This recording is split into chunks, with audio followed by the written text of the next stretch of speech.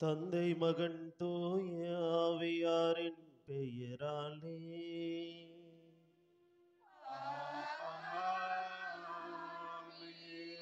நம் ஆண்டவராகிய இயேசு கிறிஸ்துவின் அருளும் கடவுளின் அன்பும் தூய ஆவியாரின் நட்புறவும் உங்கள் அனைவரோடும் இருப்பதாக.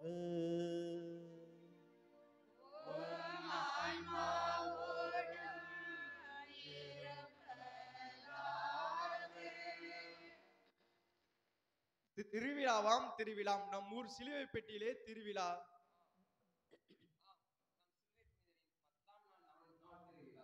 திருப்பலியில் பங்கேற்க வருகை புரிந்துள்ள திரிகுலமே உங்கள் அனைவருக்கும்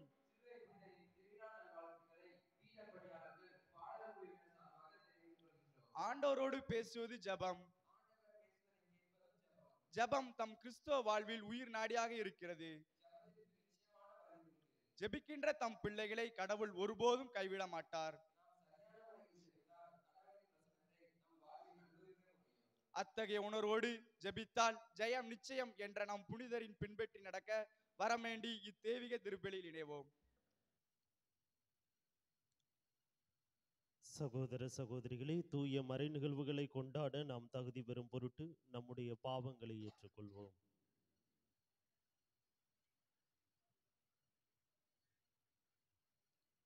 எல்லாம் வல்ல இறைவனிடமும் சகோதர சகோதரிகளே உங்களிடமும் நான் பாவங்களை ஏற்றுக்கொள்கிறேன்.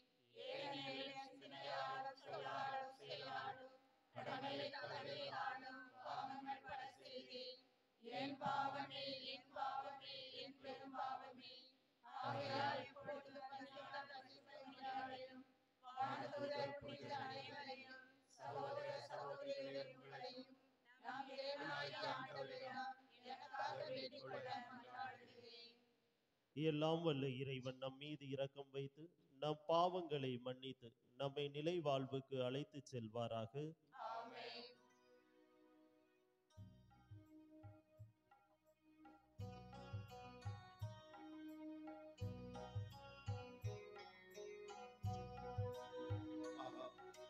ஆண்டவரே இரக்கமாயிரும். ஆண்டவரே இரக்கமாயிரும். கிறிஸ்துவே இரக்கமாயிரும். கிறிஸ்துவே இரக்கமாயிரும். ஆண்டவரே இரக்கமாயிரும். ஆண்டவரே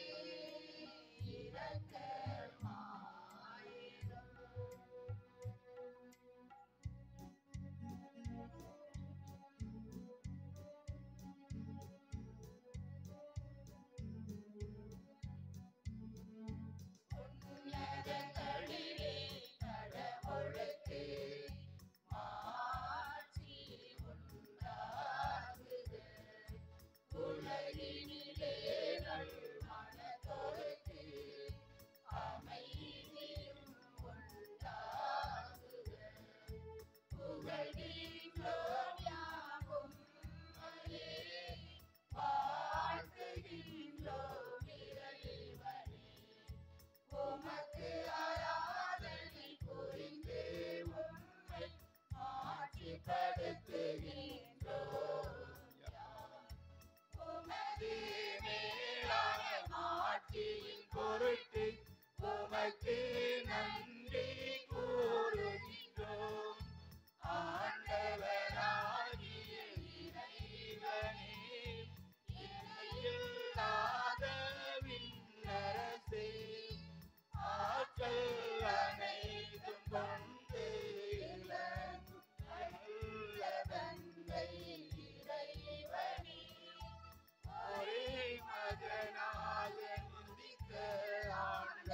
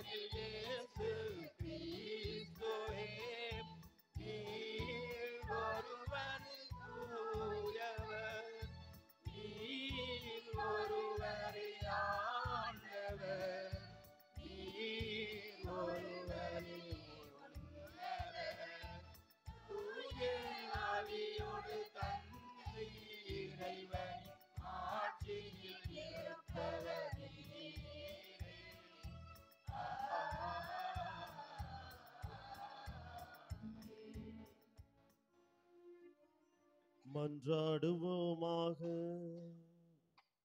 என்றும் உள்ள எல்லாம் வல்ல இறைவா, புனித அந்தோணியாரை உமது திரு அவைக்கு மறை வல்லுனராக கொடுத்துள்ளீரே.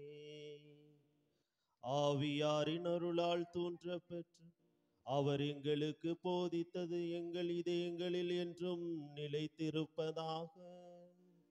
உமது கொடைகளால் அவரை நாங்கள் பாதுகாவலராக பெறுவது போல உமது இரக்கத்தை பெற பாதுகாவலராகவும் பெற்றுக்கொள்வோமாக. உம்மோடு தூய ஆவியாரின் ஒன்றிப்பில் இறைவனாய் என்றென்றும் வாழ்ந்து ஆட்சி செய்கின்ற அவர் வழியாக உம்மை மன்றாடுகின்றோம்.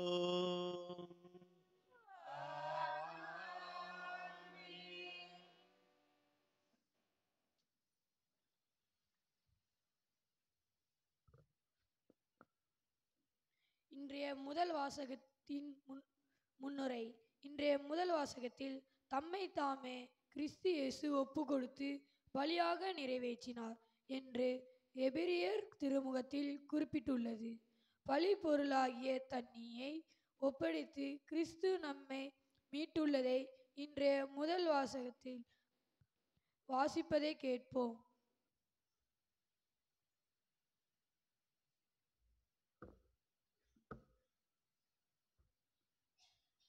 முதல் வாசகம் எபிரேயருக்கு எழுதப்பட்ட திருமுகத்திலிருந்து வாசகம். அதிகாரம் 7, இறை வார்த்தைகள் 25, 8 மேலும் 6. சகோதர சகோதரிகளே, இயேசு தம் வழியாக கடவுளிடம் வருபவரை அவர் முற்றும் மீட்க வல்லவராயிருக்கிறார்.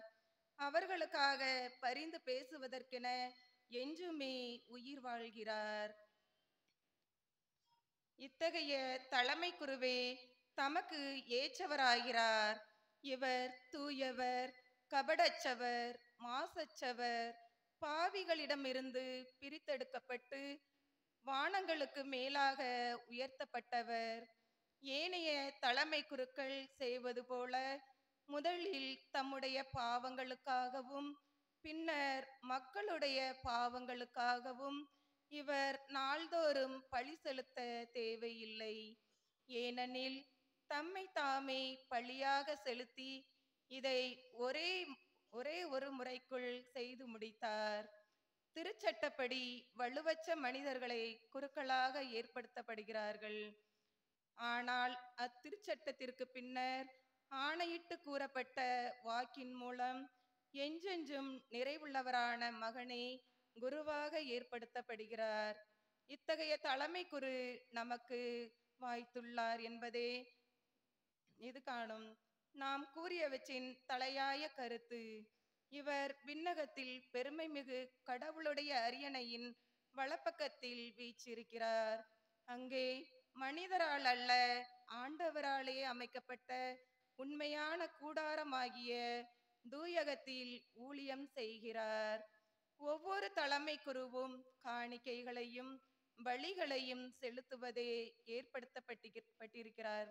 எனவே பலி செலுத்துவதற்கு இவரிடமும் ஏதேனும் ஒரு பொருள் கட்டாயம் இருக்க வேண்டும். உலகிலேயே இருந்திருப்பார் என்றால் இவர் குருவாக இருந்திருக்க மாட்டார். ஏனெனில் திருச்சட்டத்தின்படி காணிக்கைகளை செலுத்த ஏற்கனவே இங்கு குருமார்கள் இருக்கிறார்கள். இவர்கள் வழிபடும் இடம் விண்ணக கூடாரத்தின் சாயலும் நிழலுமே. மோசே கூடாரத்தை அமைத்தபோது மலையில் உனக்கு காண்பிக்கப்பட்ட முறைப்படி நீ இவற்றையெல்லாம் செய்யுமாறு கவனித்துக்கொள் என்று கடவுள் பணித்தது இதை சுட்டி காட்டுகிறது. ஆனால் இவரோ அவர்களுடைய குருத்துவ பணியை விட மிக மேன்மையான குருத்துவ பணியை பெற்றிருக்கிறார். ஏனெனில் சீரிய வாக்குறுதிகளின் அடிப்படையில் செய்யப்பட்டு இவரை இணைப்பாளராக கொண்டிருக்கும் உடன்படிக்கை முந்திய உடன்படிக்கையை விட சிறப்பு மிக்கது. இது ஆண்டவர் வழங்கும் அருள்வாக்கு.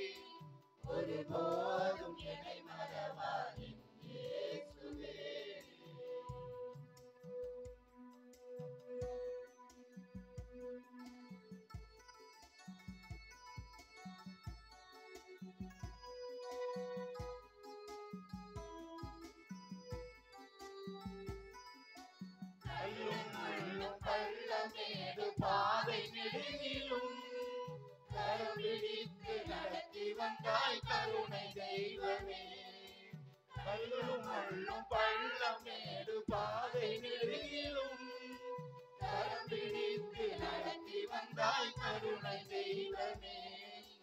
இருள் சூழ்ந்த எனது வாழ்வின் இரவுகளெல்லாம், இருள் சூழ்ந்த எனது வாழ்வின் இரவுகளெல்லாம் ஒளியாக நீ நடந்து வழிகாட்டினாய், ஒளியாக நீ நடந்து வழிகாட்டினாய். எப்படி நான் மறந்திடுவேன் உமது அன்பை இயேசுவே, அன்பின் சிறகில் அரவணைத்த இனிய நாட்களே. எப்படி நான் மறந்திடுவேன் உமது அன்பை இயேசுவே, அன்பின் சிறகில் அரவணைத்த இனிய நாட்களே. ஒரு பாடு உனக்காக நான் பாடுவேன், ஒருபோதும் என்னை மறவாய் என் இயேசுவே.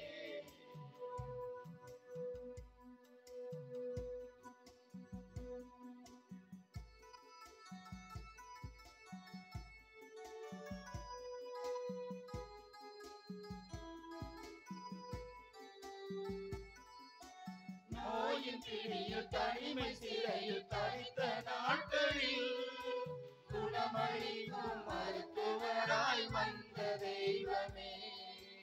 நோயின் பிடியில் தனிமை சிறையில் தவித்த நாட்களில் குணமளிக்கும் மருத்துவராய் வந்த தெய்வமே. இடசூழும் எனது வாழ்வில் துயரினிலெல்லாம், இடசூழும் எனது வாழ்வின் துயரினிலெல்லாம் காலம் தந்த காயங்களின் வலியாற்றினார், காலம் தந்த காயங்களின் வலியாற்றினார். எங்கே செல்வேன் எப்படி செல்வேன் உனது அன்பை இயேசுவே, பேரன்பில் நனைந்து மகிழ்ந்த இனிய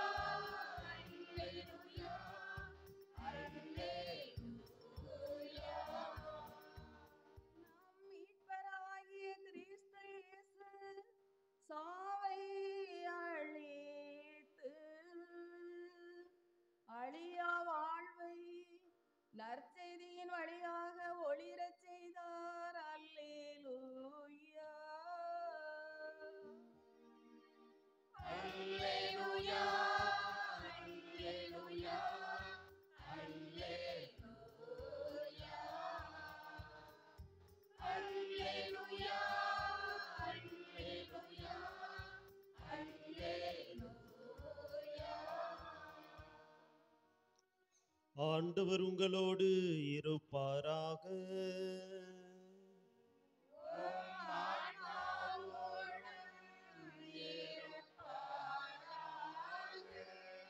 மார்க்கு எழுதிய தூய நற்செய்தியிலிருந்து வாசகம்.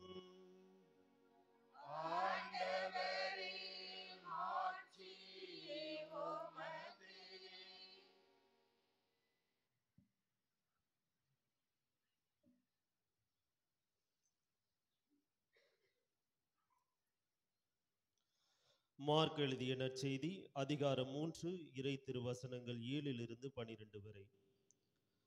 அக்காலத்தில் இயேசு தொழுகை கூடத்தில் இருந்து புறப்பட்டு தம் சீடருடன் கடலோரம் சென்றார். கலிலேயாவில் இருந்து பெருந்திரளான மக்கள் அவரை பின்தொடர்ந்தனர். மேலும் யூதேயா, ஜெருசலேம், இதுமேயா, யோர்தான் அக்கரை பகுதி, தீர், சீதோன் ஆகிய இடங்களிலிருந்தும் பெருந்திரளான மக்கள் அவர் செய்தவற்றை எல்லாம் கேள்வியுற்று அவரிடம் வந்தனர். மக்கள் கூட்டம் தம்மை நெருக்கி விடாதவாறு தமக்காக படகு ஒன்றை முன்னேற்பாடாக வைத்திருக்குமாறு அவர் சீடருக்கு சொன்னார். ஏனெனில் பலரை அவர் குணமாக்கியதால் நோயுற்றோர் அனைவரும் அவரை தொட வேண்டுமென்று வந்து அவர் மீது விழுந்து கொண்டிருந்தனர். தீய ஆவிகளும் அவரை கண்டபோதே அவர் முன் வீழ்ந்து, இறைமகன் நீரே என்று கத்தின. அவரோ தம்மை வெளிப்படுத்த வேண்டாம் என அவற்றிடம் மிக கண்டிப்பாய் சொன்னார். ஆண்டவரின் அருள்வாக்கு.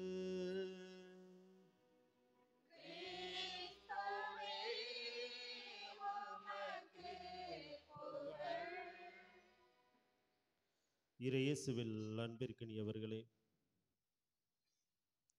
பதுவை புனிதர், நன்னாக்கு அழியாதவர், கோடி அற்புதர் புனித அந்தோணியாரின் பக்தர்களே, அன்பு பிள்ளைகளே, உங்கள் அனைவருக்கும் புனித அந்தோணியாரின் 10ஆம் நாள் திருவிழா வாழ்த்துக்களை தெரிவித்துக் கொள்கின்றேன். நமது புனிதரின் இடைவிடாத ஜெபத்தில் நீங்கள் அனைவரும் இறை அருளை நிறைவாக உங்களுடைய வாழ்விலே பெற்று மகிழ வேண்டுமென்று உங்களுக்காக நானும் ஜெபிக்கின்றேன். அனைவரும் நலமாக இருக்கிறீங்களா? கொடியேற்றத்தின் போது வந்தபோது இறை மக்கள் கூட்டம் அந்த கொடிமரத்தின் வரை இருந்ததை பார்த்து மலைப்பாக இருந்தது. நவநாள் திருப்பலியில் பார்க்கின்ற போது கொஞ்சம் அந்த மலைப்பு குறைந்திருக்கின்றது. எனக்கு பரவாயில்லை. இன்று நமக்கு கொடுக்கப்பட்டிருக்கின்ற மைய சிந்தனை, ஜெபத்தில் ஜெயம் கண்டவர் புனித அந்தோணியார். அந்த ஜெயம் என்கின்ற வார்த்தை தமிழ் மொழிக்கு கொஞ்சம் ஒவ்வாததாக இருப்பதால் ஜெபத்தில் வெற்றி கண்டவர் அந்தோணியார் என்று அந்த அழைப்பதிலே தந்திருந்தால் மிக அருமையாக இருந்திருக்கும். இருந்தாலும் என்னுடைய மைய சிந்தனையாக நான் உங்களுக்கு கொடுக்கவிருப்பது, ஜெபத்தில் வெற்றி கண்டவர் புனித அந்தோணியார். ஜெபம் என்பது மனித வாழ்விற்கு மிக முக்கியமான ஒன்று. இன்றைய திருப்பலியில் வாசிக்கப்பட்ட முன்னுரையில் கூட ஜெபத்தை பற்றிய மிக அருமையான கருத்துக்களை பீடச்சிறார்கள் உங்களோடு மிக அருமையாக பகிர்ந்து கொண்டார்கள். ஒரு மனிதன் மனிதனாக வாழ வேண்டுமென்றால் அவனுக்கு ஜெபம் என்பது முக்கியமாக இருக்கின்றது. அந்த ஜெபத்தை நம்முடைய திருவிவிலியத்திலே பல இடங்களிலே பார்க்கலாம். இறை மாந்தர்களாக இருந்தாலும் சரி, இறை வாய்க்குனர்களாக இருந்தாலும் சரி, அரசர்களாக இருந்தாலும் சரி, ஏன் இறைமகன் இயேசுவாக இருந்தாலும் சரி, அவருடைய திருத்தூதர்களாக இருந்தாலும் சரி, அவர்களுடைய சீடராக இருந்தாலும் சரி, அனைவருமே ஜெபிக்கின்ற மனிதர்களாக திருவிவிலியத்திலே வாழ்ந்திருக்கின்றார்கள். அவர்களுடைய உண்மையான வாழ்விலேயே ஜெபத்தின் மையத்திலிருந்து தங்களுடைய வாழ்வை கட்டி எழுப்பியதால் தான் இன்று திரு அவை அவர்களை புனிதர்களாக கொண்டாடுகின்றது. அவர்கள் வழியாக எத்தனையோ இறை மக்கள் இறைவனின் அருள் நலனை தங்களுடைய வாழ்விலே பெற்று மகிழ்கின்றார்கள். அந்த அளவிற்கு ஜெபம் என்பது மிக முக்கியமான ஒன்றாக இருக்கின்றது. இயேசுவோடைய வாழ்க்கையிலே நாம் பார்க்கின்ற போது, திருவிவிலியத்திலே குறிப்பிட்ட உள்ளவாறு பார்க்கின்ற போது, அவர் அதிகாலை கருக்களிலே எழுந்து ஜெபித்தார் என்று நாம் பார்க்கின்றோம். இரவு நேரங்களிலே, மாலை நேரங்களிலே தனிமையான இடங்களுக்கு சென்று இயேசு ஜெபித்தார் என்று பார்க்கின்றோம். இயேசுவின் சீடர்கள் இயேசுவை அணுகி, ஆண்டவரே எங்களுக்கு ஜெபிக்க கற்றுத்தாரும் என்று கேட்பதை நாம் திருவிவிலியத்திலே படிக்கின்றோம். அந்த அளவிற்கு ஜெபம் என்பது ஒரு மனிதனை பக்குவப்படுத்துவதாக, ஒரு மனிதனை இறைவனோடு இணைப்பதாக இந்த ஜெபம் இருக்கின்றது. அதே ஜெபத்தை நம்முடைய அந்தோணியார் வாழ்விலும் நாம் பார்க்க முடியும். அந்தோணியாரை கோடி அற்புதராக நாம் கொண்டாடுகின்றோம். நன்னாக்கு அழியாத புனிதராக நாம் அவரை புகழ்ந்து ஏற்றி பாடுகிறோம் என்றால், அவருடைய ஜெப வாழ்வு இதற்கெல்லாம் முன்னடையாளமாக, முன்னுதாரணமாக இருக்கின்றது. ஒரு முறை அந்தோணியார் தோட்டத்திலே வேலை செய்து கொண்டிருக்கின்றார். பக்கத்திலே இருக்கக்கூடிய ஆலயத்திலே எழுந்தேற்றத்தின் நேரம் அது. குருவானவர் அந்த எழுந்தேற்ற ஜெபத்தை சொல்லி கொண்டிருக்கின்றார். ஆனால் அந்த இறைவனை முகமுகமாக தரிசிப்பதற்கு அந்தோணியாருக்கு தடையாக இருப்பது அந்த கோவிலின் சுவர்கள். உடனே முழந்தால் படியிட்டு ஜெபிக்கின்றார். அந்த சுவர்கள் விலகுவதையும் இறைவனை முகமுகமாக தரிசித்துக் கொள்ளக்கூடிய அருளையும் அந்தோணியார் பெறுகின்றார். அந்த அளவிற்கு ஜெபிக்கும் வல்லமை உடையவராக அந்தோணியார் இருக்கின்றார். அந்தோணியார் வாழ்விலே இன்னொரு நிகழ்வும் இருக்கின்றது. அந்தோணியார் சிறுவனாக இருக்கின்ற போது எப்பொழுதுமே ஆலயத்தில் சென்று ஜெபிக்கின்றவராக இருக்கின்றார். ஜெபித்து கொண்டிருக்கின்றார். மனமுருகி இறைவனுடன் வேண்டிக் கொண்டிருக்கின்றார், உரையாடி கொண்டிருக்கின்றார். அவருடைய ஜெபத்தை கெடுப்பதற்காக அழகையானது பயங்கர உருவத்துடன் அவர் முன் தோற்றமளிக்கின்றது. ஆனால் நம்முடைய ஜெப வீரர் அந்தோணியார் தொடர்ந்து ஜெபிக்கின்றார். சிறுவை அடையாளம் வருகின்றார். அந்த அழகியானது அவரை விட்டு ஓடி போகின்றது. இப்படியாக அந்தோணியாரின் வாழ்விலே ஜெபமும் அவர் ஜெபத்தினால் ஆற்றக்கூடிய வல்ல செயல்களும் நிறைந்திருக்கின்றது. ஆகவேதான் இன்று நமது ஊரின் பாதுகாவலராக அந்தோணியார் இருந்து இறை மக்களுக்கு வல்ல செயல்களையும் அவருடைய மன்றாட்டால் நாம் அருள் நலமும் பெற்று வாழ்ந்து கொண்டிருக்கின்றோம் என்றால், இது அனைத்துமே அவரின் ஜெபத்தின் வல்லமையால் தான் நிகழ்கின்றது. அன்பு இறைமக்களே, கிறிஸ்தவ வாழ்விற்கு மையமாக இருப்பது ஜெபம். ஆகவேதான் நம்முடைய கிறிஸ்தவ வாழ்வை கொஞ்சம் புரட்டி பார்த்தோம் என்றால், அனைத்துமே ஜெபத்தின் மீது கட்டி எழுப்பப்பட்டதாக இருக்கும். நாம் தொடக்கத்திலே சிறுவர்களாக இருக்கின்ற போது மறைக்கல்வி வகுப்பிலே நமக்கு சொல்லிக் கொடுப்பது என்ன? ஜெபம். எப்படி நாம் ஜெபிக்க வேண்டும், எப்படி நாம் கடவுளுடன் உரையாட வேண்டும். அனைத்து ஜெபங்களுமே மனப்பாட ஜெபங்களாக இருக்கும். ஏன்?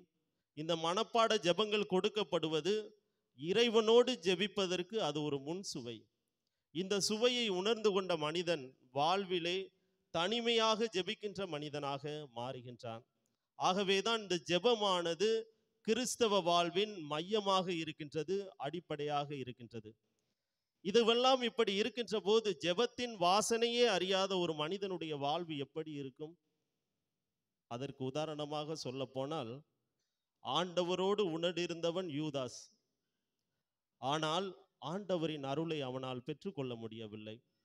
ஆண்டவரின் அருளை அவனால் கண்டடைய முடியவில்லை. காரணம் என்ன? அவனின் ஆசை, ஆண்டவர் உடன் இருந்தாலும் அவனுடைய ஆசை பணத்தின் மீது இருந்தது. ஆகவே அவனுடைய வாழ்வு சீரழிந்து போனதை நாம் பார்க்கின்றோம். ஆனால் ஜெபத்தோடு இருக்கின்ற மனிதர்கள் வழி தவறி போனாலும் மீண்டும் ஆண்டவரிடம் வருகின்றவர்களாக இருக்கின்றார்கள். அதற்கு காரணம் ஆண்டவரின் அருள் அவர்களை வழி நடத்துகின்றது. நம்முடைய வாழ்விலும் இந்த ஜெபம் என்பது மிக முக்கிய தேவையான ஒன்றாக இருக்கின்றது. ஏன் நாம் ஜெபிக்க வேண்டும் என்று நாம் பார்க்கின்ற போது, முதலாவதாக நாம் ஜெபிக்கின்ற போது கடவுளோடு உறவு கொள்கின்ற மனிதர்களாக மாறுகின்றோம். ஜெபம் கடவுளுக்கும் நமக்கும் இடையேயான ஒரு பாலமாக இருக்கின்றது. அந்த பாலத்தின் இணைப்பின் வழியாக நாம் கடவுளின் அருளை பெற்றுக் கொள்கின்றோம். ஆக ஜெபம் என்பது கடவுளோடு உறவு கொள்வதற்கு மையமாக இருக்கின்றது. ஆக நாம் ஜெபிக்கவில்லை, ஒருவேளை நாம் ஜெபிப்பதை வழக்கமாக கொள்ளவில்லை, வாடிக்கையாக கொள்ளவில்லை என்றால் நாம் கடவுளிடமிருந்து துண்டிக்கப்பட்டவர்களாக ஆகின்றோம். ஒரு நதி ஒன்று ஓடுகிறது. அந்த நதியை கடக்க வேண்டும் என்றால் அதற்கு பாலமானது தேவைப்படுகிறது. ஆக நாம் செல்ல வேண்டிய இடத்தை நாம் சென்றடைய வேண்டுமென்றால், அந்த கரையை அடைய வேண்டுமென்றால் அந்த பாலத்திலே நாம் பயணிக்க வேண்டி இருக்கின்றது. ஆகவே இந்த ஒரு கரை என்பது நம்முடைய உலக வாழ்க்கை. அதன் மறுகரை என்பது கடவுளோடு நாம் போய் சேருகின்ற பாதை. ஆக இந்த ஜெபத்தின் வழியாக நாம் அந்த பாலத்திலே பயணித்து இறைவனை அடைகின்ற போது இறைவனின் அருளை நம்முடைய வாழ்விலே பெற முடியும். ஆனால் ஜெபிக்கவே முடியாத ஒரு மனிதன், ஜெபத்தின் வாசனையே அறியாத ஒரு மனிதன் எப்படி அந்த நதியிலே பயணிக்க முடியும்? நிச்சயமாக முடியாது. ஒருவேளை அந்த சோதனை என்கின்ற அந்த ஆற்று வெள்ளப்பெருக்கிலே அவன் அடித்து செல்லக்கூடும். அவன் செல்ல வேண்டிய கரையை சரியாக சென்று அடைய முடியாது. ஆகவேதான் இந்த ஜெபம் என்பது கடவுளோடு நாம் கொண்டிருப்பதற்கான ஒரு உறவின் பாலமாக இருக்கின்றது. இரண்டாவதாக, ஜெபம் என்பது மனித வாழ்வில் பொறுமையை கற்றுத்தருகின்றது. பல நேரங்களிலே நகைச்சுவையாக சொல்வதுண்டு, கோவிலிலே மிக அருமையாக ஜெபிக்கக்கூடிய மனிதர் வீட்டிலே கோபக்காரராக உருவெடுப்பதுண்டு. நாம கூட பார்த்துருப்போம், சே கோயிலில் எவ்வளோ அழகா ஜெபம் சொல்றாரு, எப்படி கோயிலில் அருமையான கோவில் காரியங்கள்லாம் அழகா செய்கிறாரு, ஆனால் ஏன் இப்படி கோபக்காரராக இருக்காரு, வீட்டில் நல்ல மனுஷனாவே இருக்க மாட்டேங்கிறாரு அப்படின்னு. ஏன்? நிஜமா நான் சொல்றேன், உண்மையா ஜெபிக்கக்கூடிய மனிதர் ஒரு பொறுமையான மனிதராகத்தான் இருப்பார். அனைத்தையும் தாங்கிக் கொள்கின்ற மனிதராக இருப்பார். ஆக இந்த ஜெபம் என்பது மனித வாழ்வில் பொறுமையை மிக அதிகமாக வளர்ப்பதை நாம் பார்க்கின்றோம். அந்தோணியாருக்கு இன்னொரு பேரும் நம்ம வழக்கமா சொல்லுவோம், அந்தோணியார் ரொம்ப கோபக்காரர் அப்படிம்போம். யாராவது அந்தோணியார் கோவப்பட்டதை பார்த்துருக்கீங்களா? கிடையாது. நாமளா ஏதாவது அப்படியே அடிச்சுட வேண்டியதான் போற போக்குல. அப்படியெல்லாம் கிடையாது. அவர் ரொம்ப பொறுமைசாலியாகத்தான் இருந்திருக்க முடியும். கொஞ்சம் யோசிச்சு பாருங்க, ஒருவர் குருவானவராக ஆன பிறகு அவருக்கு திருப்பலி வைக்கிறதுக்கே வாய்ப்பு கொடுக்கல, அவரை சமையல் அறையில வேலை செய்ய சொல்றாங்க. அந்த மனுஷன் பொறுமையோடு இருந்ததால தான் அந்த வேலையெல்லாம் செஞ்சாரு. இப்போ உள்ள குருக்கள்கிட்ட சொல்ல முடியுமா, எப்பா நீ பூசையே வைக்கக்கூடாது, நீ சமையல் அறையில தான் 1 வருஷம் வேலை பார்க்கணும் அப்படின்னு எந்த குருவிட்டையும் சொல்லி பாருங்க, பிரதர்கிட்டயே சொல்லி பாருங்களேன், போயா அப்படின்னு சொல்லிட்டு போயிடுவாங்க. அப்போ பொறுமையாளியாக இருந்ததால் தான் அந்தோணியார் அந்த பொறுமையை அந்தோணியாருக்கு கொடுத்தது அந்த ஜெப வாழ்வு. ஆக நம்முடைய வாழ்விலும் நாம் பொறுமையை கடைபிடிக்கின்றவர்களாக இருக்க வேண்டுமா? தினமும் உண்மையிலேயே கடவுள் திருப்பாதத்திலே அமர்ந்து நாம் ஜெபிப்பவர்களாக இருக்கின்ற போது அந்த ஜெபம் நம்மை பொறுமையில் வழிநடத்தும். மூன்றாவதாக, ஜெபம் என்பது நம்மை பாவ நாட்டத்திலிருந்து விலகி ஓடச் செய்கின்றது. உண்மையிலேயே நாம் ஜெபிக்கின்ற மக்களாக இருக்கின்ற போது பாவ வாழ்வு என்பது நம்முடைய வாழ்விலே வருவதற்கான வாய்ப்பே இருக்காது.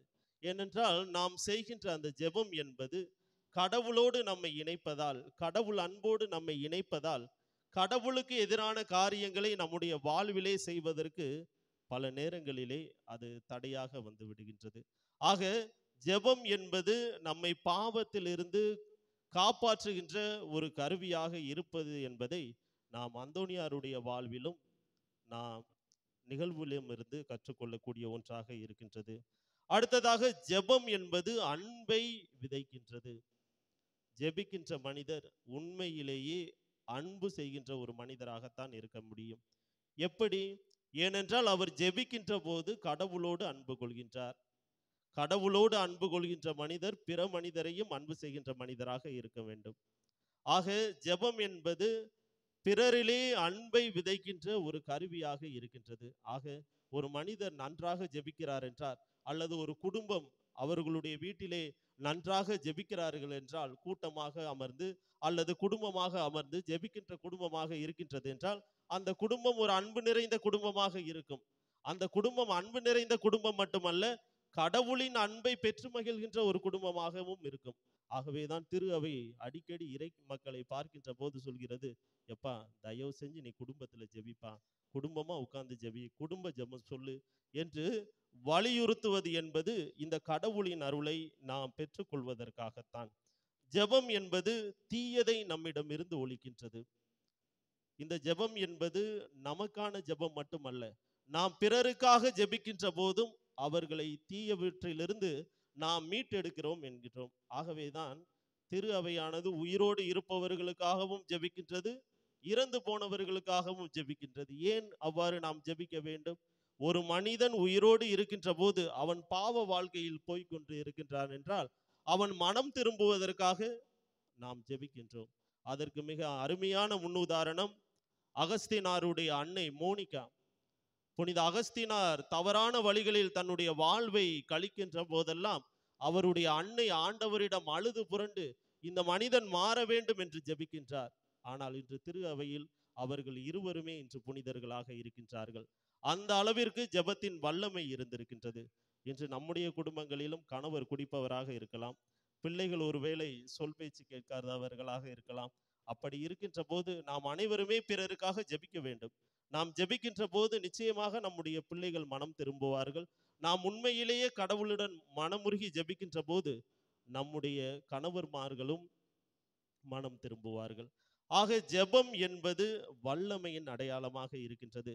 ஆகவேதான் ஜெபத்தினால் அந்தோணியார் தூண்டப்பெற்றதால் தான் அவருடைய ஜெப வாழ்வு நமக்கு முன் உதாரணமாக சொல்வது, ஒரு கையில் குழந்தை இயேசுவையும் மறுகையில் விவிலியத்தையும் தாங்கி இருக்கிறார் என்றால் அந்த அளவிற்கு அவருடைய ஜெபம் என்பது வல்லமை மிக்கதாக இருந்தது, பிறருடைய வாழ்வில் வெற்றியை கொணர்ந்துவதாக இருந்தது. ஆகவேதான் நாம் இறைவார்த்தையின் அடிப்படையில் ஜெபிக்க வேண்டும். இறைவன் திருமுன்னிலையில் இருந்து நாம் ஜெபிக்க வேண்டும். அப்படி ஜெபிக்கின்ற மக்களாக நாம் மாறுகின்ற போது நிச்சயமாக நம்முடைய குடும்பங்களிலும் அந்த ஜெபத்தின் அருள் நம்மை வழி நடத்தும். அந்த ஜெபத்தின் ஆற்றல் நம்மை மகிழ்ச்சியில் ஆழ்த்தும். அந்த ஜெபத்தின் ஆற்றல் நம்முடைய உடலிலே இருக்கக்கூடிய நோய்களை விலக்கும். அந்த ஜெபத்தின் ஆற்றல் பிரிந்து கிடக்கின்ற நம்முடைய குடும்பங்களை ஒன்று சேர்க்கும். அந்த ஜெபத்தின் ஆற்றல் நாம் வறுமையில் வாடுகின்ற போது நமக்கு வளமையை தருவதாக இருக்கும். அந்த ஜெபத்தின் ஆற்றல் நம்முடைய உள்ளத்திற்கு மட்டுமல்ல, நம்முடைய இல்லத்திற்கும் மகிழ்ச்சியை கொண்டு வரும். ஆக அன்பு இறை மக்களே, அந்தோணியாரின் நவ விழாவை கொண்டாடுகின்ற நாம் அனைவருமே அந்தோணியார் வழியாக நம்பிக்கையோடு உண்மையோடு நாம் கேட்பதை எல்லாம் அந்தோணியார் நமக்காக பெற்றுத்தர காத்திருக்கின்றார்.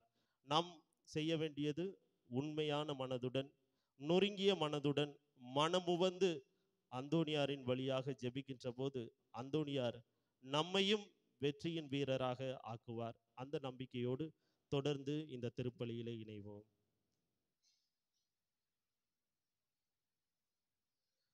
அன்பு சகோதர சகோதரிகளே, இறைவன் நம்முடைய விண்ணக தந்தை. நாம் விரும்பி கேட்பதையெல்லாம் அவர் தருகிறார் என்கின்ற நம்பிக்கையோடு நம்முடைய மன்றாட்டுக்களை இறைவன் பாதத்திலே சமர்ப்பிப்போம்.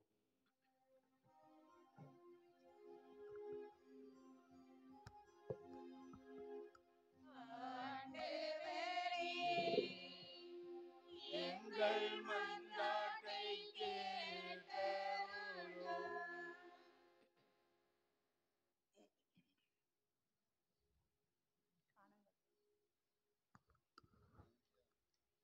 அன்பு செய்ய அழைப்பு கொடுத்த இறைவா, இவ்வுலகில் வாழும் நாங்கள் அனைவரும் ஒருவர் மற்றவரை அன்பு செய்து வாழவும், எம்மை போல் பிறரை மதிக்கவும், செபத்தால் நாங்கள் ஒருவர் மற்றவரை தாங்கவும் வரமருள வேண்டுமென்று உம்மை மன்றாடுகின்றோம். ஆண்டவரே, எங்கள் மன்றாட்டை கேட்டருளும். அற்புதங்கள் நிறைந்த அழகான உலகை கொடுத்த இறைவா, அன்பான அழகான ஆரோக்கியமான இந்த உலகை படைத்தீரே. இந்த உலகை நாங்கள் எங்கள் வல்லமையில் ஆள செய்துள்ளீர்.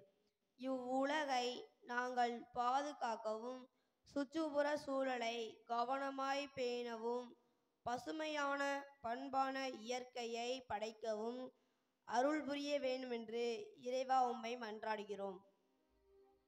ஆண்டவரே, எங்கள் மன்றாட்டை கேட்டருளும். ஜெபிக்க அழைக்கும் அன்பு இறைவா, ஜெயத்தால் ஜெயம் கண்ட புனிதரை பாதுகாப்பில் கொண்டுள்ள நாங்கள் எம் புனிதரை போல் ஜெபிக்கவும், எமக்கு சோதனை கவலைகளையும் கடுந்துன்பங்களையும் வந்து வாட்டுகின்ற போது ஜபத்தால் வெற்றி கொண்டு அதை முறியடிப்பவர்களாக மாறிட வரமருள வேண்டுமென்று உம்மை மன்றாடுகிறோம். ஆண்டவரே, எங்கள் மன்றாட்டை கேட்டருளும். நன்மைகளின் ஊற்றாகிய இறைவா, இன்றைய திருப்பலியை சிறப்பித்துக் கொண்டிருக்கும் பீடப் பணியாளர்கள், பாடகர் குழுவினர் அனைவரையும் ஆசீர்வதியும். இறைவனில் அதிகம் நாங்கள் புகழவும், இறைவனுக்காய் நாங்கள் எங்கள் குரலையும் அர்ப்பணிப்பு உணர்வோடு இறைவனுக்கு பணியாற்றிடவும் ஜெப உணர்வு உடையவர்களாக மாறிடவும் வரமருள வேண்டுமென்று இறைவா உம்மை மன்றாடுகிறோம். ஆண்டவரே, எங்கள் மன்றாட்டை கேட்டருளும். ஆறுதலும் தேறுதலுமான இறைவா, இன்றைய நவநாள் திருப்பலியில் கலந்து கொண்டு ஜெபித்துக் கொண்டிருக்கும் உம் பிள்ளைகளின் ஜெபங்களை கண்ணோக்கும். அவர்கள் தங்கள் மனதில் இருத்தி சிந்திக்கின்ற சிந்தனைகளை நிறைவேற்றும்.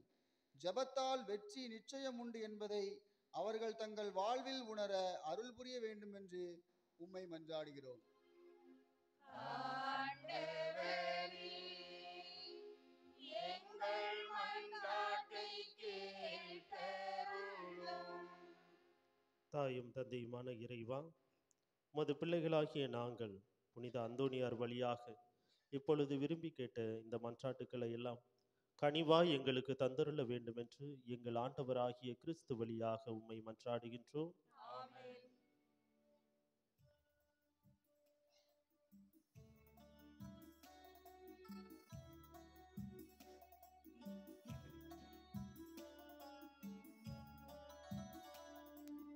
கணங்கள் பாடும் காலை ஆனந்தமே என்றாகம் கற்பணித்தேன் என் நாடுயிரை வாழ்வை உன் கரங்களில் கையளித்தேன். கணங்கள் பாடும் காலை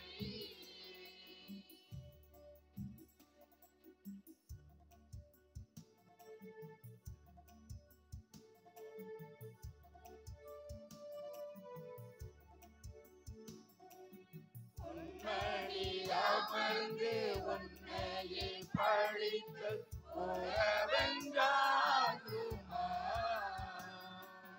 உன்மொழி கேட்கும் என் வழி வாழ்வு உன்னிடம் சேர்க்குமா? உன்மடியாமந்து உன்னையில் பழித்த உறவென்றாகுமா?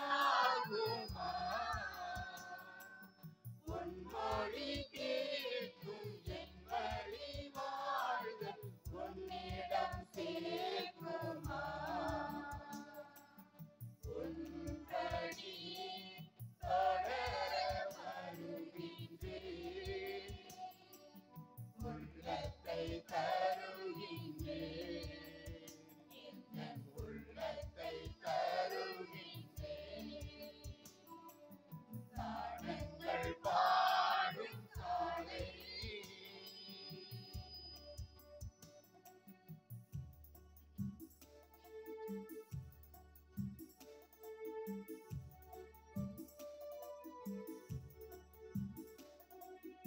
உழைக்கும் மனிதர் உயரும் நிலையும் உலகில் மலரும்.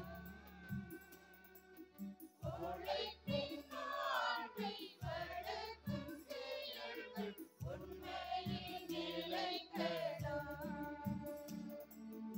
உழைக்கும் மனிதர் உயரும் நிலையும் உலகில் மலரும்.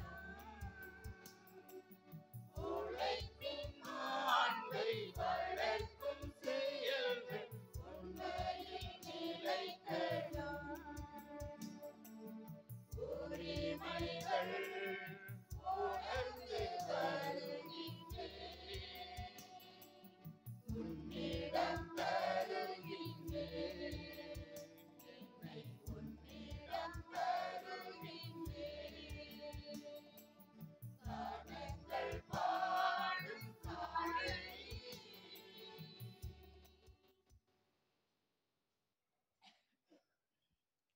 சகோதர சகோதரிகளே, என்னுடையதும் உங்களுடையதுமான இப்பலி எல்லாம் வல்ல தந்தையாகி இறைவனுக்கு ஏற்றதாகும்படி மன்றாடுங்கள். ஆண்டவர் தமது பிள்ளைகளின் புகழ்ச்சிக்காகவும் ஆட்சிக்காகவும் நமது நன்மைக்காகவும் புனித திரு அவை அனைத்து நலன்களுக்காகவும் உமது கையிலிருந்து இப்பலியை ஏற்றுக்கொள்வாராக. இறைவா, புனித அந்தோரியாரின் விழாவில் நாங்கள் உளம் கனிந்து செலுத்தும் பலி உமக்கு உகந்ததாய் இருப்பதாக. அவரது அறிவுரைப்படி எங்களையே முழுமையாக உமக்கு அளித்து உம்மை புகழ்ந்தேத்து செய்வீராக. எங்கள் ஆண்டவராகிய கிறிஸ்து வழியாக உம்மை மன்றாடுகின்றோம்.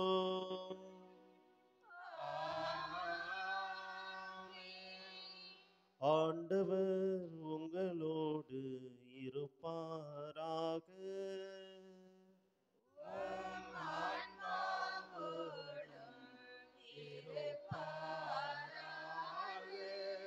இதயங்களை மேலே எழுப்புங்கள்.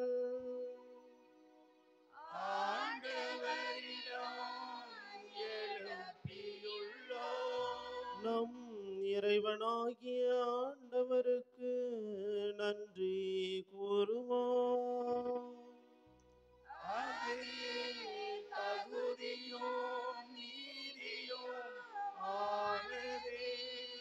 ஆண்டவரே, தூயவரான தந்தையே, என்றும் உள்ள எல்லாம் வல்ல இறைவா, எங்கள் ஆண்டவராகிய கிறிஸ்து வழியாக எந்நாளும் எவ்விடத்திலும் நாங்கள் உமக்கு நன்றி செலுத்துவது மெய்யாகவே தகுதியும் நீதியும் ஆகும்.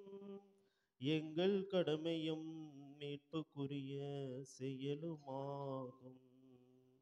ஏனெனில் புனித அந்தோணியாருடைய விழாவில் உமது திரு அவை மகிழ்ந்திருக்க செய்கின்றீர். அவருடைய இறை பற்று மிக்க வாழ்க்கை நெறியின் எடுத்துக்காட்டால் அதற்கு வலுவூட்டுகின்றீர். அவருடைய படிப்பனையால் பயிற்றுவிக்கின்றீர். அவருடைய மன்றாட்டால் பாதுகாத்து வருகின்றீர். ஆகவே வானதூதர் அணிகளோடும் புனிதரின் பெருந்திரளோடும் நாங்கள் சேர்ந்து உமக்கு புகழ்ச்சி பண்ணிசைத்து முடிவின்றி பாடுவதாவது: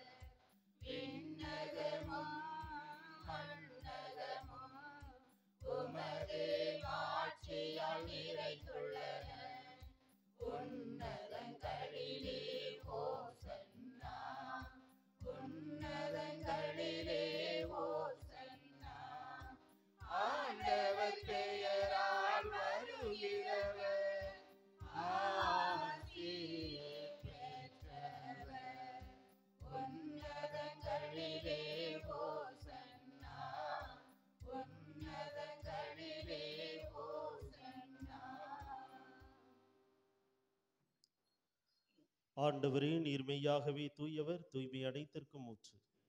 ஆகவே உம்முடைய ஆவியை பொழிந்து காணிக்கைகளை தூய்மைப்படுத்த உம்மை வேண்டுகிறோம். இவ்வாறு எங்கள் ஆண்டவர் இயேசு கிறிஸ்துவின் உடலும் இரத்தமுமாக எங்களுக்கு இவை மாறுவனவாக. அவர் பாடுபட உளம் கனிந்து தம்மை கையளித்த போது அப்பத்தை எடுத்து நன்றி செலுத்தி அதை பிட்டு தம் சீடர்களுக்கு அளித்து கூறியதாவது: அனைவரும் இதிலிருந்து பெற்று உண்ணுங்கள், ஏனெனில் இது உங்களுக்காக கையளிக்கப்படும் என் உடல்.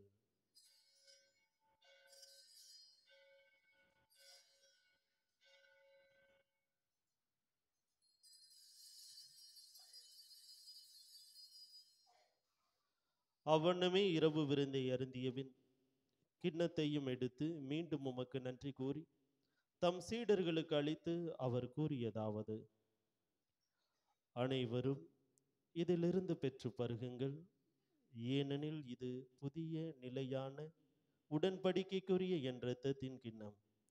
இது பாவ மன்னிப்புக்கென்று உங்களுக்காகவும் பலருக்காகவும் சிந்தப்படும். இதை என் நினைவாக செய்யுங்கள்.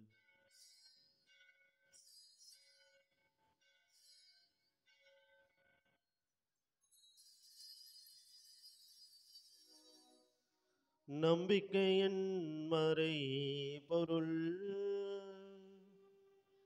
ஆண்டவரே, நீர்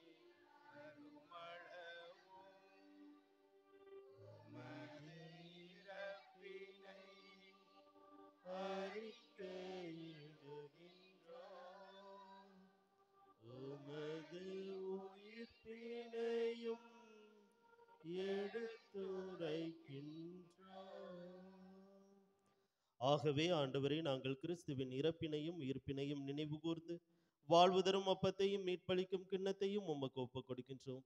உம் திருமுன்னின்று உமக்கு ஊழியம் புரிய தகுந்தவர்கள் என எங்களை ஏற்றுக்கொண்டீர். எனவே உமக்கு நன்றி செலுத்துகின்றோம்.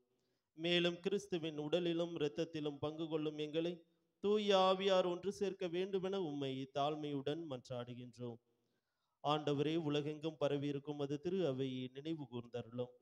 எங்கள் திருத்தந்தை பிரான்சிஸ், எங்கள் ஆயர் ஸ்டீபன், எல்லா திருநிலையினர் ஆகிய அனைவரோடும் உமது திரு அவை அன்பில் நிறைவு பெறச் செய்தருளும். மேலும் உயிர்த்தலும் எதிர்நோக்குடன் துயில் கொள்ளும் எங்கள் சகோதர சகோதரிகளையும் இறந்தோர் அனைவரையும் இரக்கத்துடன் நினைவு கூர்ந்து உமது திருமுக ஒளியினுள் ஏற்றருளும். எங்கள் அனைவர் மீதும் இரக்கமாயிரும். கடவுளின் கன்னித்தாயான புனித மரியா, அவருடைய கணவரான புனித யோசேப்பு, புனித திருத்தூதர்கள், இவ்வுலகில் உமக்கு உகந்தவராய் இருந்தோர் ஆகிய புனிதர் அனைவருடனும் நாங்கள் நிலை வாழ்வில் பங்கு கொள்ளும் தகுதி பெற்று உம் திருமகன் இயேசு கிறிஸ்து வழியாக உம்மை புகழ்ந்தேத்தும் வரமருள உம்மை மன்றாடுகின்றோம்.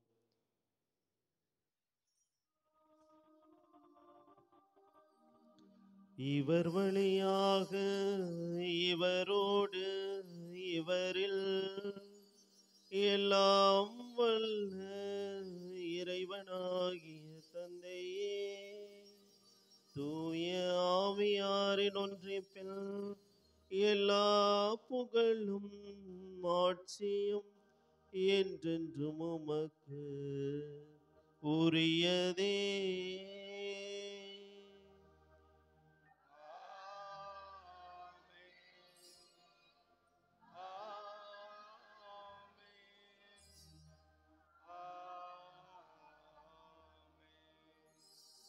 மீட்பரின் கட்டளைகளால் கற்பிக்கப்பட்டு இறை படிப்பினையால் பயிற்சி பெற்ற நாம் நம்பிக்கையோடு சொல்வோம்.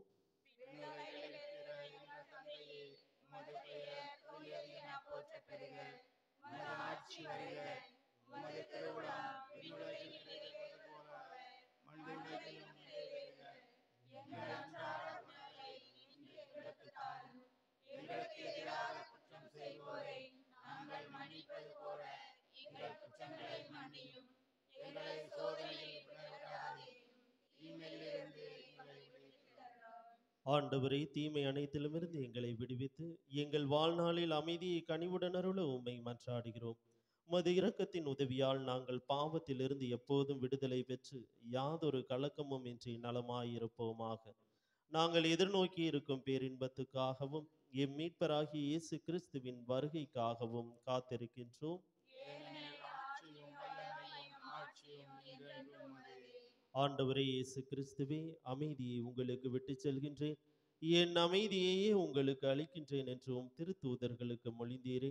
எங்கள் பாவங்களை பாராமல் உமது திரு அவையின் நம்பிக்கையை கண்ணோக்கி உமது திருவுளத்திற்கு ஏற்ப அதற்கு அமைதியையும் ஒற்றுமையும் அளித்தருள்வீராக. என்றென்றும் வாழ்ந்து ஆட்சி செய்கின்றவர் நீரே. ஆண்டவருடைய அமைதி உங்களோடு என்றும் இருப்பதாக. இறைவன் தருகின்ற அமைதியை ஒருவர் மற்றவரோடு பகிர்.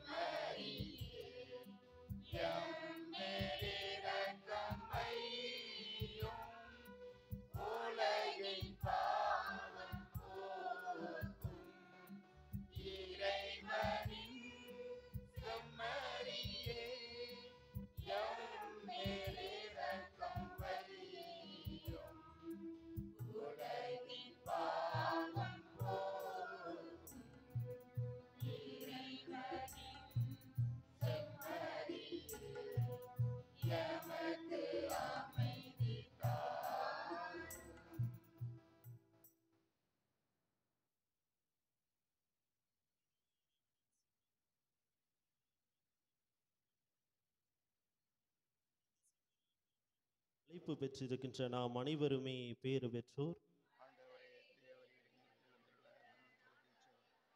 ஆனால் ஒரு வார்த்தை மட்டும் சொல்லிடணும், எனது ஆன்மா நலமுடன்.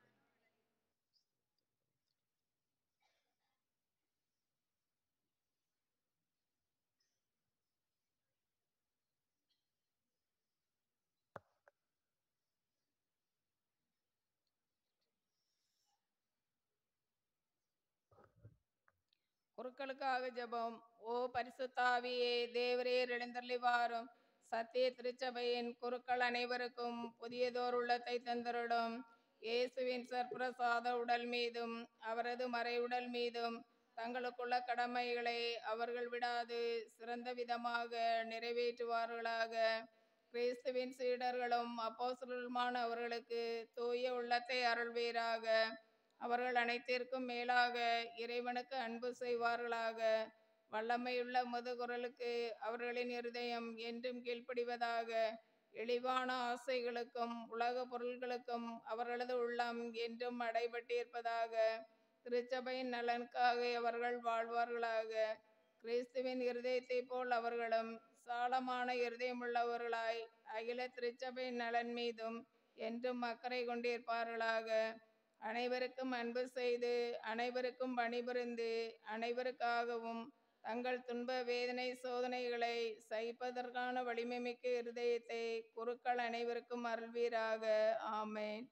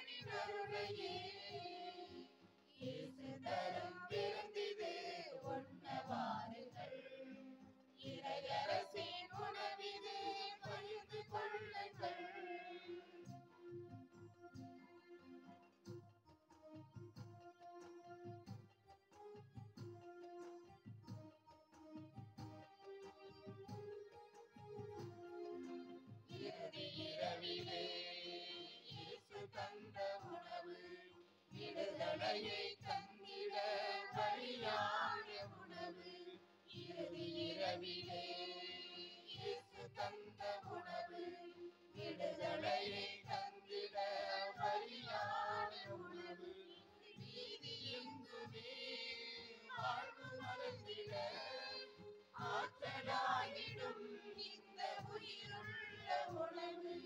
வருவோம் சமத்துவ உறவிலே பெரு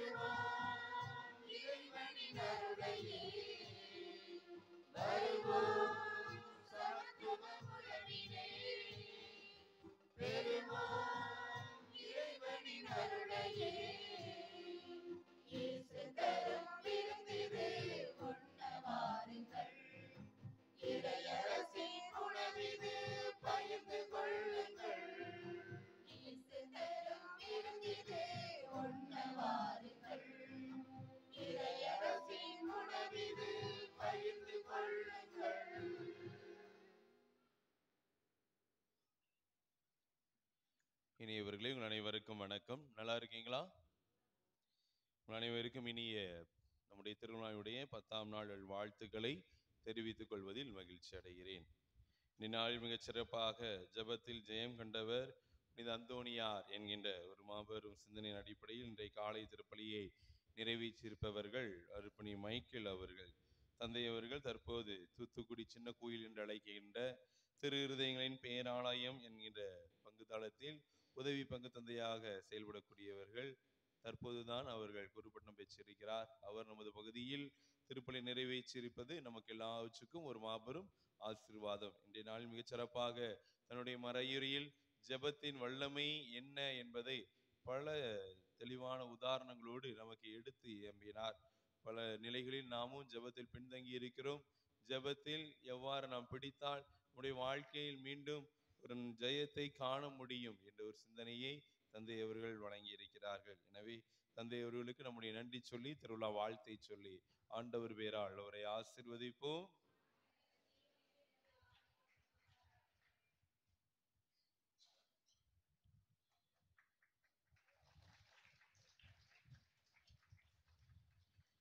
இனியவர்களே, இன்றைய நாளில் இந்த திருப்பலியை சிறப்பித்த பாடகர் குழு மற்றும் பீட பணியாளர்கள் இவர்கள் மிக சிறப்பாக இன்றைய வழிபாட்டை சிறப்பித்திருக்கிறார்கள். அதிலும் காட்டிலும் பீடப்பூக்கள் என்று ஒன்றாக உடை அணிந்து வந்தது மிகவும் பார்க்க ரம்மியமாக இருந்தது. எனவே 2 பேருக்கும், பாடகர் குழுவினருக்கும் மற்றும் பீட பணியாளர்களுக்கும் நம்முடைய நன்றி சொல்லி திருவிழா வாழ்த்தை சொல்லி ஆண்டவர் பெயரால் அவர்களை ஆசீர்வதிப்போம்.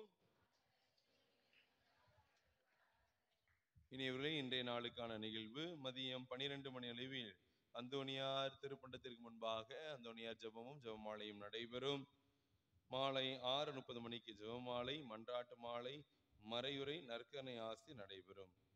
இனியவர்களே, இன்று இரவு நற்கருணை ஆசி முடிந்த பின்பு இரவு 9 மணி அளவுக்கு புனித அந்தோணியார் திருவுருவ பவனி நடைபெறும்.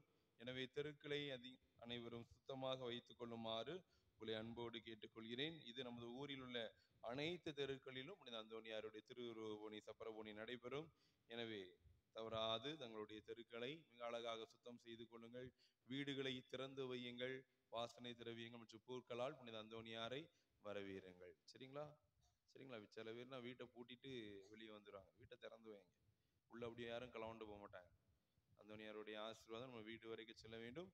வீடும் ஒரு நல்ல வெளிச்சமாக இருக்கணும். அதில் லைட் கீட்லாம் போடாமல் வச்சிடாதீங்க. நல்ல வெளிச்சமாக இருக்கணும். ஏதாவது மலர்களாலோ அல்லது பத்தியோ புகையோ போட்டு நம்முடைய அந்தோணியாரை வரவேற்று மிக சிறப்பாக இந்த சப்பரபவனியில் இணைய உங்களை அன்போடு கேட்டுக்கொள்கிறேன். திருமலுக்கு பெறக்கூடிய குழந்தைகளுடைய பெற்றோர் மற்றும் நமது பங்கை சார்ந்த ஞான பெற்றோருக்கான வகுப்பு இன்று சரியாக மாலை 5 மணி அளவில் நம்முடைய ஆலயத்துக்கு அருகாமையில் உள்ள அந்த மைதானத்தில் வைத்து அருட்சோதர் ராஜா அவர்களுடைய தலைமையில் நடைபெறும். எனவே அனைத்து நபர்களும் தவறாது கலந்து கொள்ளுங்கள். கலந்து கொள்ளாத நபர்கள் மிகவும் பரிசோதிக்கப்படுவார்கள். திருமுழுக்கு சரிங்களா? பரிசீலனை செய்யப்படுவார்கள். எனவே தயவு செய்து எவ்வளவு பெரிய வேலை இருந்தாலும் திருமுழுக்கு நம்முடைய குழந்தைகளுக்கு அடிப்படை. எனவே தயவு செய்து அந்த திருமுழுக்கு வகுப்புகளை தள்ளிவிடாதபடி நீங்கள் கலந்து கொள்ள உங்களை அன்போடு கேட்டுக்கொள்கிறேன். இன்று சரியாக 8:30 மணி அளவில் புதுநன்மை பெறக்கூடிய அனைத்து குழந்தைகளுக்கான புகைப்படம் எடுக்கப்படும். எனவே திருமுழுக்கு பெறக்கூடிய குழந்தைகளுடைய பெற்றோர் தங்களுடைய குழந்தைகளை தயார் செய்து சரியாக 8:30 மணி அளவில் கொண்டு வருமாறு உங்களை அன்போடு கேட்டுக்கொள்கிறேன். அனைவருக்கும் நன்றி. பிறந்த நாள், திருமண நாள் கொண்டாடுவது இருந்தால் முன் வருக.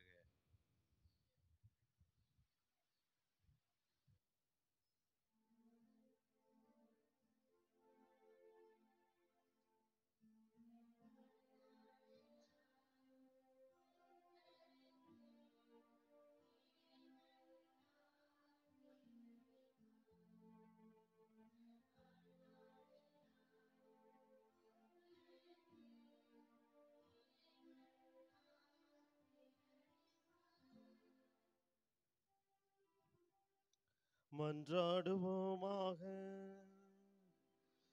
ஆண்டவரே, உயிருள்ள அப்பமாகிய கிறிஸ்துவினால் ஊட்டம் அளித்தவர்களுக்கு ஆசிரியராகிய அதே கிறிஸ்துவினால் முழுமையாக கற்றுத்தருவீராக. அதனால் புனித அந்தோணியாரின் விழாவில் அவர்கள் உமது உண்மையை அறிந்து அதே அன்பில் செயல்படுவார்களாக. எங்கள் ஆண்டவராகிய கிறிஸ்து வழியாக உம்மை மன்றாடுகின்றோம். ஆண்டவர் உங்களோடு இருப்பாராக.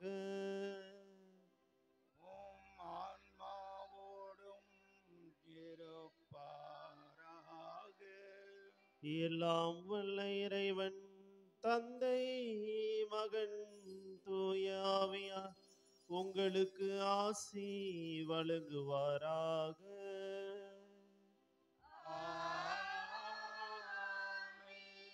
சென்று வாழுவோம். இறையருள் நம்மோடு